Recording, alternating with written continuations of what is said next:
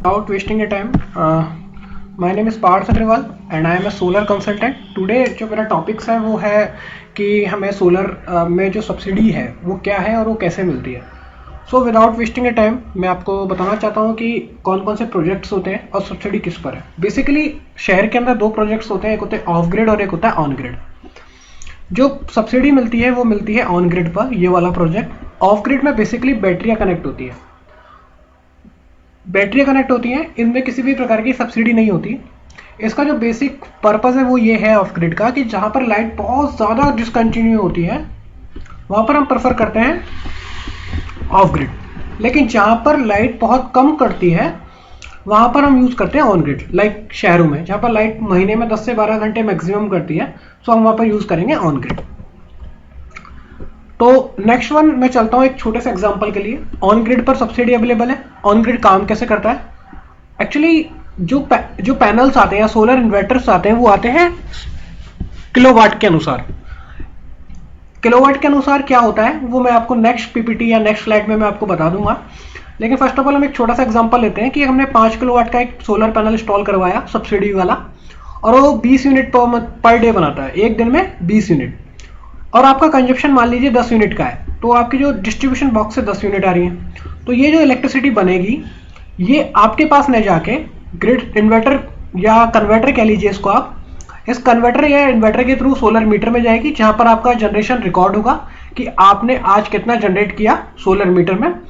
उसके बाद ये डिस्ट्रीब्यूशन बॉक्स पे जाएगी, डिस्ट्रीब्यूशन बॉक्स के बाद ये नेट मीटर में जाएगी एंड फाइनली निकल ग्रिड में चली जाएगी। यानी कि आपने बनाया 20 यूनिट, कंजप्शन किया आपने 10 यूनिट जो मीटर से यहाँ आया, तो गवर्नमेंट आपको 10 यूनिट का क्या करेगी, पैसा दे देगी। ये बायडायरेक्शनल मीटर होते हैं सोलर मीटर और ये नेट मीटर, तो ये दोनों का हिसाब किताब रखते हैं कितना आया और कितना गया। तो अगर मान लो आपका जनरेशन ज्यादा है, मान लो 20 यूनिट का, कंजप्शन कम है 10 यूनिट का, तो 10 यूनिट का ये आपको पैसा दे देंगे, जो आपका रुपए हैं वो आपको लौटा देंगे। लेकिन वो बहुत कम होता है, 3 रुपए 14 पैसे प्रति यूनिट के हिसाब से, जो कि बहुत कम है, जबकि आपको यूनिट मिलती है 8 रुपए के हिसाब से।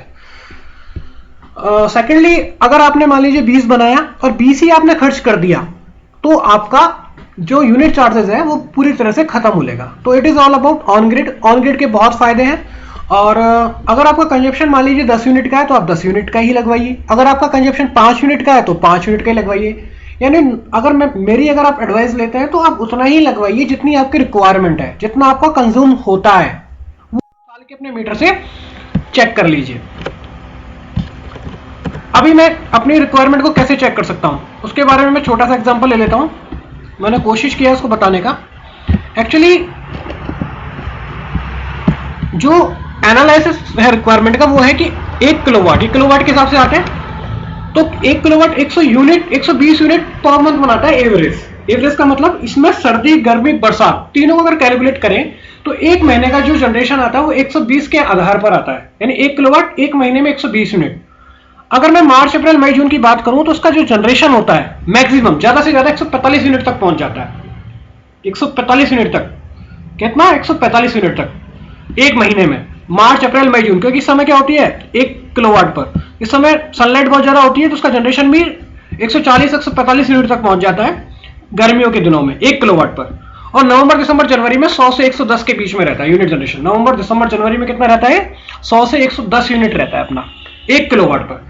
तो देखो सर्दी में आपका कम कंजप्शन है, गर्मी में ज्यादा है, तो उस हिसाब से आप देख सकते हैं। तो गर्मी में अपना कितना 145 यूनिट तक आपका बना देगा 1 किलोवाट, और नवंबर दिसंबर जनवरी में 100 से 110 यूनिट। लेकिन एवरेज जो अपना आता है पूरे 12 महीने का 120 के हिसाब से आता है। अब सब्सिडी कितनी है, सबसे बड़ा कॉन्सेप्ट है सब्सिडी कितनी है। तो मैं सब्सिडी की बात करता हूं। अब आप एग्जांपल लीजिए 5 किलोवाट का। 5 किलोवाट का मैंने एग्जांपल इसलिए लिया है कि जो सब्सिडी है वो 3 किलोवाट तक तो है 20%, 2 किलोवाट तक 5 किलोवाट में मैं बात करूं 3 किलोवाट तक तो 40% है, और 3 किलोवाट के बाद आपकी जो सब्सिडी है वो है 20%, 10 किलोवाट तक। अगर आपका कंजप्शन 3 किलोवाट तक है, मैं आपको रिक्वायरमेंट बता चुका हूं, 1 किलोवाट 120 यूनिट पर मंथ बनाता है एवरेज, तो आप देख सकते हैं आपकी कितनी रिक्वायरमेंट है। तो 3 किलोवाट तक 40% है, 3 किलोवाट के बाद 20% है। तो मान लीजिए अपन ने 5 किलोवाट लगाया, 5 किलोवाट का मतलब है कि आपका जो यूनिट कंजप्शन है वो 600 यूनिट महीना है। कितना, 600 यूनिट पर मंथ। तो देखो ये टोटल जो बनता है विदाउट सब्सिडी पड़ता है 2,13,000 रुपए का, लेकिन गवर्नमेंट आपको सब्सिडी दे रही है 5 किलोवाट पे 68,000 की। तो टोटल आपको पे करना है 1,44,840 रुपए, ये आपको नेट देने हैं सरकार को। ठीक है, 1,40,000 रुपए अगर आप देते हैं तो उसके अंदर अपन ने क्या किया, एक छोटा सा एग्जांपल, या तो अपने जेम से लगा ले लिए 1,44,000 रुपए, नहीं तो आप 1 लाख का लोन ले लो और 44,840 रुपए आप अपनी जेम से दे दो। ठीक है, 1 लाख का इसने एग्जांपल ले रखा है कि 7 ईयर के लिए लोन करा लो 10.5% की रेट से, तो टोटल जो 7 साल में लोन जाएगा वो जाएगा 41,000 रुपए, ईएमआई बनेगी 1,686 रुपए। लेकिन जो आपका बिल है वो कम हो जाएगा, 4,000 कम हो जाएगा। अगर आप ईएमआई देते हैं, ईएमआई तो 1,600 रह जाएगी, लेकिन आपका बिल जहां पर 600 यूनिट का जो बिल है वो ऑन एन एवरेज है 5,500 के आसपास, 5,500 के आसपास। ठीक है, तो आपका जो 600 यूनिट के हिसाब से आपका ये ऑन एन एवरेज 4,800 रुपए महीना कम कर देगा। 1,640 रुपए की आपको ईएमआई भरनी है मात्र, और आपका जो बिजली का बिल जिस दिन पैनल इंस्टॉल हो जाएगा उस दिन से आपका आने लग जाएगा लगभग 700 से 800 रुपए, अगर आप 600 यूनिट का कंजप्शन करते हैं तो। दूसरा, अगर आप फुल देना चाहते हैं तो वो उसके हिसाब से। तो ओवरऑल जो आपका ये 2,13,000 का प्रोजेक्ट 1,44,000 का पड़ेगा, प्लस इसके अंदर कुछ चार्जेस इंक्लूड है। 1,44,000 तो ये, दूसरा 15,000 का मीटर जो आपको अलग से देना पड़ेगा मीटर टेस्टिंग के, लगभग 1,60,000 का ये पड़ेगा आपको, 1,60,000 का आपको ये पड़ेगा पूरा कंप्लीट नेट। इसके अलावा लोड एक्सटेंशन चार्जेस वो मुश्किल से 1,000-2,000 रुपए है। उसका कारण मैं आपको बताता हूं क्या होता है कि यहां पर आप 80% तक ही लगा सकते हैं बिल्कुल। जैसे मान लीजिए आपका लोड है, अभी आपका बिल देखेंगे तो बिल पे लिखा होगा 1 किलोवाट, 2 किलोवाट, 3 किलोवाट, तो जितना आपका कनेक्टेड लोड है उसको आप 80% लगा सकते हैं। तो मान लीजिए अभी आपका कनेक्टेड लोड 3 किलोवाट है और आपका कंजप्शन है 600 यूनिट के हिसाब से या 500 यूनिट का, तो आप 5 किलोवाट लगाना चाह रहे हैं मान लीजिए 600 यूनिट के हिसाब से। अगर मान लो हो सकता है आपका 300 यूनिट का ही कंजप्शन है तो आप 3 किलोवाट लगवा लीजिए, थोड़ा सा आगे पीछे लेके चलिए, आगे कंजप्शन बढ़ेगा तो 360 यूनिट का अपना 3 किलोवाट आपका ऑन एन एवरेज जनरेट करता है एक महीने में। 3 किलोवाट आपने लगवा लिया, लेकिन आपका लोड भी 3 किलोवाट है, यानी मीटर भी तो 3 किलोवाट के लगा हुआ है, तो आपको सबसे पहले क्या करना होगा, मीटर को 3 किलोवाट से ज्यादा कराना पड़ेगा, 100% इसको कराना पड़ेगा, फिर हम 3 किलोवाट लगा सकते हैं। 3 किलोवाट को पहले 4.5 किलोवाट कराओ उसका, और फिर आप 3 किलोवाट लगा सकते हो। पहले 4.5 किलोवाट कराओ फिर 3 किलोवाट आप लगा सकते हो। टोटल लोड का 80% लगा सकते हैं। जैसे हमारे घर में 3 फेज कनेक्शन है और 3 फेज कनेक्शन का जो मिनिमम लोड होता है वो होता है 6 किलोवाट, तो मैं ऑन एन एवरेज 4.5 किलोवाट तक लगा सकता हूं अपने घर के अंदर। लोड एक्सटेंशन कराने का जो चार्ज होता है वो ज्यादा नहीं होता, 200 रुपए पर किलोवाट प्लस 800 रुपए फाइल चार्जेस। तो मान लीजिए अभी आपका लोड है 2 किलोवाट, अब उसको आप कराना चाह रहे हो 5 किलोवाट, सो 2 किलोवाट है 3 किलोवाट बढ़ा रहे हो तो 200 इंटू 3 600 रुपए। मैं राजस्थान की बात कर रहा हूं, राजस्थान के अंदर 600 रुपए तो आपका लोड एक्सटेंशन चार्ज प्लस 700 रुपए बैंक चार्जेस, तो टोटल करके ऑन एन एवरेज 1,500 रुपए आएगा। 1,500 रुपए आपको वन टाइम देना है, आपका लोड एक्सटेंशन बढ़ जाएगा। लोड एक्सटेंशन भरने के बाद आप उस पर 80% लगा सकते हैं। ठीक है, तो ऑन एन एवरेज जो आपका 5 किलोवाट होता है वो ऑन एन एवरेज 4,500 रुपए का आपका जो बिल है उसको कम कर देगा। यानी अभी अगर आपका बिल 5,500 आ रहा है तो 45 रुपए, 46 रुपए, 47 रुपए आपको पर मंथ कम हो जाएगा। अगर आप 3 किलोवाट लेते हैं, 3 किलोवाट का मतलब है कि आपका जो बिजली का बिल है ऑन एन एवरेज 3,500 के आसपास आ रहा है, तो 3 किलोवाट में आपका 2,800 रुपए पर मंथ का बिजली का बिल कम हो जाएगा। 3 किलोवाट की जो लागत आएगी वो अप्रोक्स आएगी 80-90 हजार रुपए, 90 हजार रुपए के आसपास। 90 हजार रुपए आप डालिए तो आपका जो बिल आता है 3,000 रुपए महीना या 3,500 रुपए महीना, उसमें 2,829 रुपए पर मंथ बिजली का बिल कम हो जाएगा। जहां आपका बिल 3,500 आ रहा था 600 से 700 ही रह जाएगा। जहां आपका बिल 3,000 आ रहा था या 3,500 था वो आपका बिल 600 से 700 ही रह जाएगा।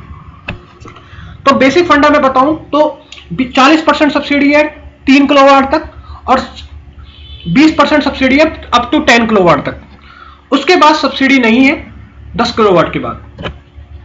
इसके अंदर जो इंक्लूड है वो है स्ट्रक्चर जिस पर ये खड़ा होता है, और वो जीआई का ये लगाते हैं 3 mm में मोटाई में, जिस पर ये खड़ा होगा उसके ऊपर पैनल रखे जाएंगे। मॉड्यूल्स मतलब होते हैं पैनल, टायर 1 कंपनी के लगा देंगे, ये उनके ऊपर डिपेंड है वो किस पे लगाते हैं। Tyre 1 is the first grade of the panel. Cabling करेंगे 30 मीटर तक आपका रहेगा, उनका रहेगा इस प्राइस में। यानी मान लीजिए 3 मंजिल ऊपर लग रहा है और उसका जो मीटर है नीचे तक जाना है वायरिंग, तो अगर वो 30 मीटर से ज्यादा वायर लगता है तो उसका पैसा आपको देना पड़ेगा अलग से, लेकिन 30 मीटर तक इसके अंदर इंक्लूड है। इन्वर्टर किसी का भी लगा देंगे, पॉली का भी, हेवल्स का, जो टायर 1 कंपनी होती है उसका। उसके अलावा मैं आपको बता चुका हूं कि लोड एक्सटेंशन चार्ज आपको देना पड़ेगा, नेट मीटरिंग चार्ज 16,000 रुपए वन टाइम है वो आपको देना पड़ेगा, और एनओसी आपको लेनी पड़ेगी। जो इन्वर्टर की वारंटी होती है वो इन्वर्टर की वारंटी 8 ईयर्स की मिलेगी मिनिमम, और पैनल्स की जो वारंटीज होगी वो मिलेगी 25 ईयर्स। 25 ईयर। पैनल की वारंटी 25 ईयर मिलेगी रिटर्न में, और इन्वर्टर की मिलेगी 8 ईयर्स। 5 ईयर की आपको एएमसी मिलेगी 5 ईयर्स की। एएमसी का मतलब है कि अगर मान लो विद इन 5 ईयर्स के अंदर कोई इश्यूज आता है तो लेबर आएगी, बिना किसी चार्ज के वो फ्री ठीक करके जाएगी। 5 साल में कोई दिक्कत आती है, पार्ट्स की तो वारंटी है लेकिन लेबर चार्जेस लगते हैं। मान लो मैं ठीक करने आया, खराब हुआ, तो मेरा कोई चार्ज होगा? ठीक है, पैनल तो लग गए, मेरी लेबर तो चार्ज लगेगा ना, पार्ट का चार्ज नहीं लगेगा। तो इसके अंदर एएमसी मिल रही है। एएमसी का मतलब ये है कि अगर पैनल खराब होता है, इन्वर्टर खराब होता है और कोई भी फॉल्ट आता है, तो अगर टेक्नीशियन आपके घर आता है देखने के लिए, तो 5 ईयर तक आपको लेबर चार्जेस भी नहीं देना है। सो ये मोटा मोटा है। उसके अलावा लेने के लिए आप क्या कर सकते हो, आप उसकी वेबसाइट पर जा सकते हो। मैं आपको वेबसाइट शेयर कर दूंगा, राजस्थान की जो वेबसाइट है जहां पर आप अप्लाई कर सकते हो। और अदरवाइज आप वहां के लोकल वेंडर से कांटेक्ट कर सकते हो जो आपके स्टेट में है, जो आपके डिस्ट्रिक्ट में है। ठीक है ना? So it is one kind of things you can do it. और अगर आप अलवर और जयपुर में कुछ सोलर की रिक्वायरमेंट है या लेना चाह रहे हैं सब्सिडी वाले प्रोजेक्ट्स, तो आप मुझे कॉल कर सकते हैं स्क्रीन पे दिए हुए नंबर्स पर। ठीक है sir, thank you so much. मुझे लगता है कि आप लोगों को समझ में आ गया होगा। एंड अगली वीडियो में हम देखते हैं कि हम क्या नया कर सकते हैं। Thank you so much to all, nice to listen.